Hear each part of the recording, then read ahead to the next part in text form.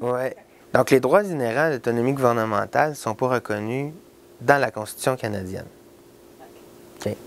Pour arriver là, on va reculer un peu dans le temps.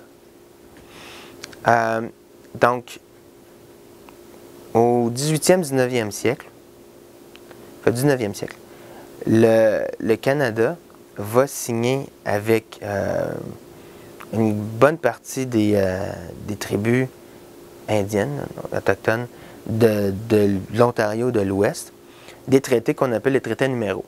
Ce sont des traités standardisés. Donc, c'est une façon d'aller chercher le territoire, de consolider d'abord le territoire canadien, d'aller chercher les ressources qu'on veut. Il y a beaucoup de littérature qui a été produite sur ces questions-là. Là. Mais grosso modo, les tribus autochtones de l'Ouest ont souvent l'impression d'être un peu flouées par le gouvernement canadien, par la couronne canadienne et britannique, dans toute cette époque des traités numéros. Par contre, au Québec et en Colombie-Britannique, il n'y a pas de traité à numéros.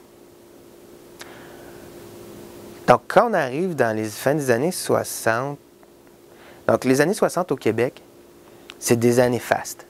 Des années, c'est un réveil. Il faut comprendre qu'à la fin de la Deuxième Guerre mondiale, le Québec va connaître un phénomène qu'on appelle le baby boom. Donc, des familles de 12 enfants, puis bon, on a un paquet de bébés. Puis l'avantage par rapport au siècle précédent, ou même au début du 20e siècle, c'est que là, ils ne meurent pas. Parce qu'on pouvait avoir 12 enfants dans les années 10, dans les années 20, 1910-1920, mais il y en a beaucoup qui mouraient de maladies. Alors là, ils ne meurent pas, ils sont là. On a beaucoup d'enfants, ça va bien. Mais dans les années 60, ces enfants-là sont rendus à la fin de leur adolescence. Donc, c'est des jeunes qui veulent changer le monde. Et donc, qui veulent sortir du joug un peu, là, le joug c'est peut-être un peu fort, là, mais de la mainmise de la religion sur la vie sociale en général au Québec. Et donc, c'est une époque de prise en main par les Québécois. On prend en main notre développement social et notre développement économique. Et ça, c'est important. Parce que, à l'époque, les richesses naturelles au Québec, elles sont beaucoup développées par des compagnies américaines qui paient certaines redevances, mais bon, il y a des questions qui sont posées là-dessus. Et le Québec décide de prendre en main son destin. Jean Lesage, quand il va gagner les élections à l'époque, le gouvernement libéral de Jean Lesage, il va gagner les élections en disant « Maître chez nous ». Donc, vraiment, on développe nos affaires, on prend en main notre développement économique. Ce développement économique-là va passer, entre autres, par d'abord la nationalisation de l'hydroélectricité et donc par le développement, plus tard, de grands projets hydroélectriques dans les années 70. Sauf que les grosses rivières, pour développer les grands projets hydroélectriques, elles sont où? Elles sont au nord, en territoire CRI. Donc, le Québec se dit, pas de problème, ce qu'on va faire, on va noyer, on va inonder des acres et des acres et des acres de terrain. Et on va construire nos barrages-là, on va pouvoir produire de l'électricité, d'hydroélectricité, puis vendre ça, donc utiliser ce qu'on a besoin et vendre le surplus aux Américains ou à d'autres provinces. Sauf que les communautés de Premières Nations qui sont là, eux autres n'entendent pas les choses de cette façon-là. Ils veulent contester. Constitutionnellement, c'est pas clair si le Québec a véritablement le droit de faire ça ou pas. Sauf qu'il va y avoir un jugement, le jugement Malouf, qui va obliger le Québec à négocier avec, au début c'est les Cris et les Montagnais, les Cris et les Naskapi, il faudrait vérifier, donc va obliger le gouvernement à négocier avec les Premières Nations des redevances, l'utilisation pour leurs terres. Et donc là, ces négociations-là vont aboutir à la Convention de la baie James, puis la baie James du Grand Nord québécois. Donc ça, c'est pas le Québec qui, de bon cœur, va négocier ça. Il est obligé légalement de le faire. Mais ça va donner lieu au premier traité de l'ère moderne.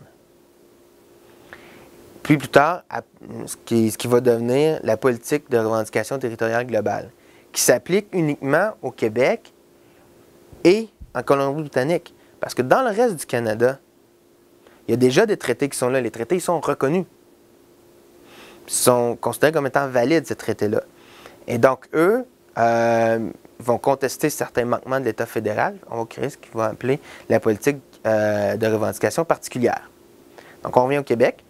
Donc, il y a un cadre déjà qui se développe, une politique qui tranquillement se développe au fédéral.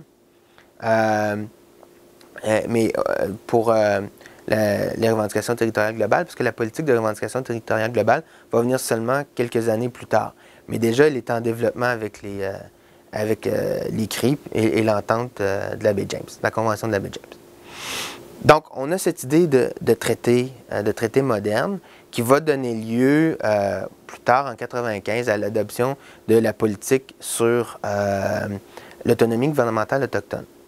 Parce que là, dans toutes les années 70 et 80, il va aussi y avoir beaucoup de jugements, beaucoup de communautés autochtones qui vont avoir porté jusqu'en Cour suprême des manquements au respect de certains traités qu'on appelle souvent des traités historiques.